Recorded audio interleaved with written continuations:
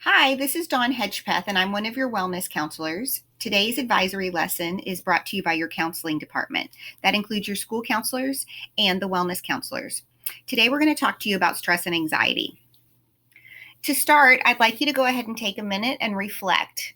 Please reflect on a moment where you have felt anxious or stressed. Think about how that made you feel, and think about what you did to overcome those feelings.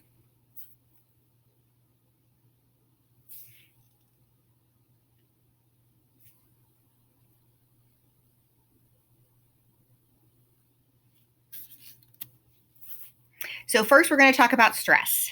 Why, yes, I am a bit stressed. Why do you ask? So we may feel like that little mouse sometimes. Stress is a normal part of our human existence, but being too stressed for too long can cause problems. Stress is when you worry about the things in your life. You might be worried about school, family, your friends, or even worried about yourself. There are numerous symptoms of stress. When a person has long-term or chronic stress, the continued activation of the stress responses can cause wear and tear on our bodies. It can cause us to have aches and pains. It might cause chest pain or a feeling like your heart is racing. It can cause exhaustion, headaches, dizziness, shaking, also high blood pressure. You can have muscle tension or jaw clenching, irritability, problems with your sleep, maybe sleeping too much or too little, or difficulty concentrating. When stress continues in your body, you can have larger symptoms of stress. Those can lead to digestive problems or a weakened immune system. Now we're going to watch a quick video about stress.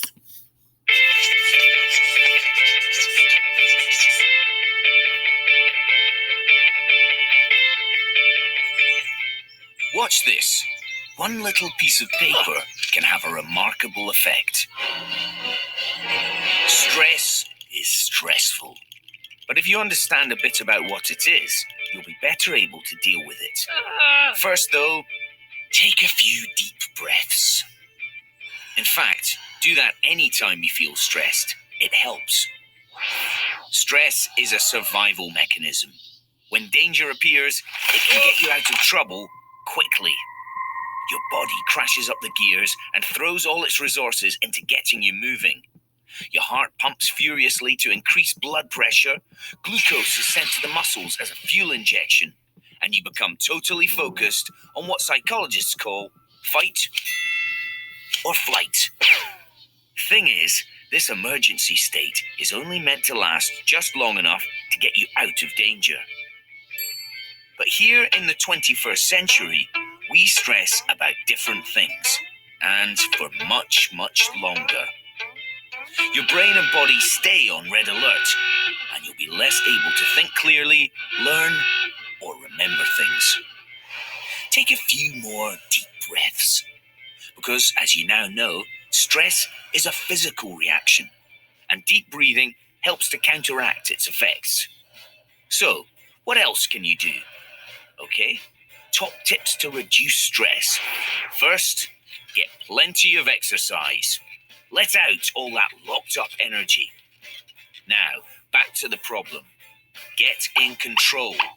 Scope out the situation and how you're going to tackle it. Don't stress alone. Talk to someone. Socialize and have a laugh. You can't laugh and quake with fear at the same time. Get down with nature on a big or small scale. And if your mind won't stop worrying, give it something else to do instead.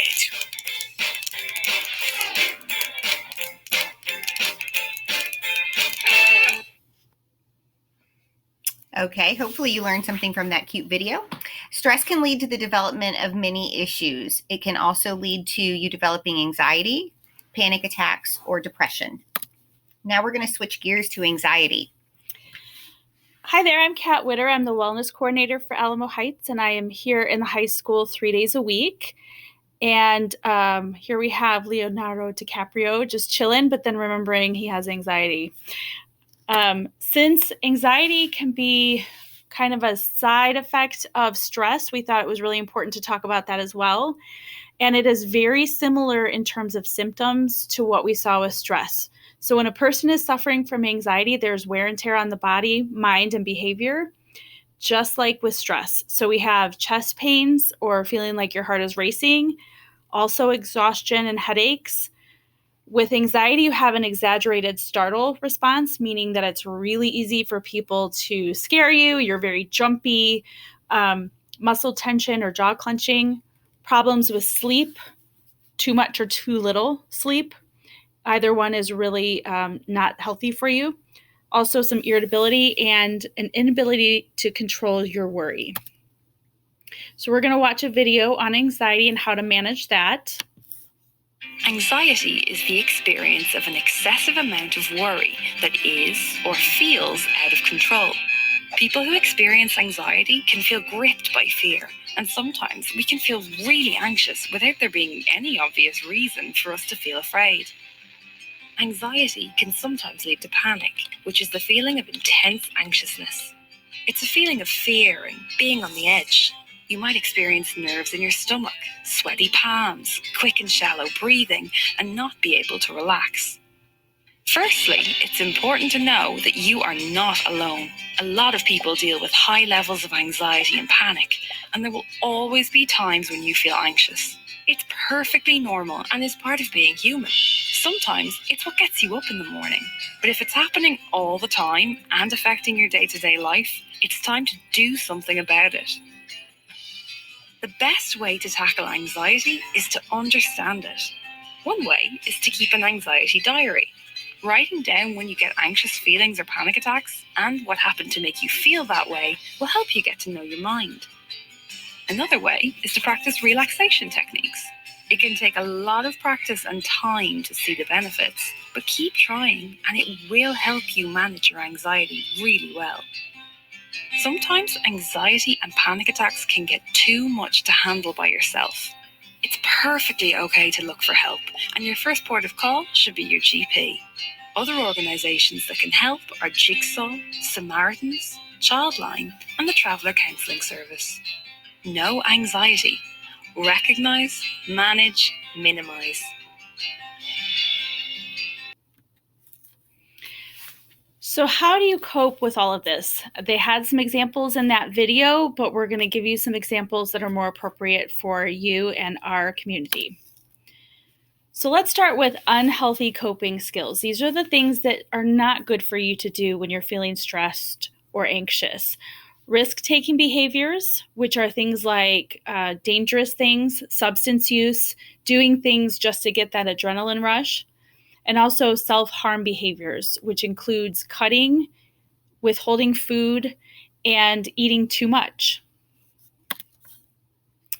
And the healthy coping strategies, the things that you should do, include problem solving, which is creating an organized plan to address the things that are causing you stress, maybe making a list, relaxation, meditation, relaxing music, getting a really good night's sleep, finding support for yourself where you can talk things out with somebody.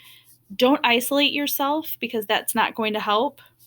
And then humor, which they did touch on in the first video we watched, because laughter has a lot of really good benefits. And sometimes trying to find the humor in your situation can really take the power away from your stress or anxiety.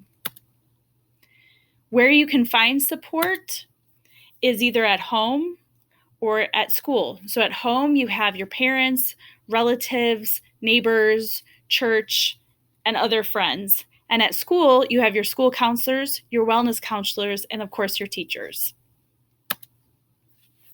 So in case you didn't know who we are, we put a list of the wellness counselors and also your school counselors, and somebody is here every day to give you support. And finally, if you feel like you need additional support, if everybody is asleep, it's the middle of the night, these are places that are open 24 hours a day, 7 days a week to give you that support that you need. And the numbers are here for you. Thank you. We appreciate your time and consideration. Let us know if you need anything.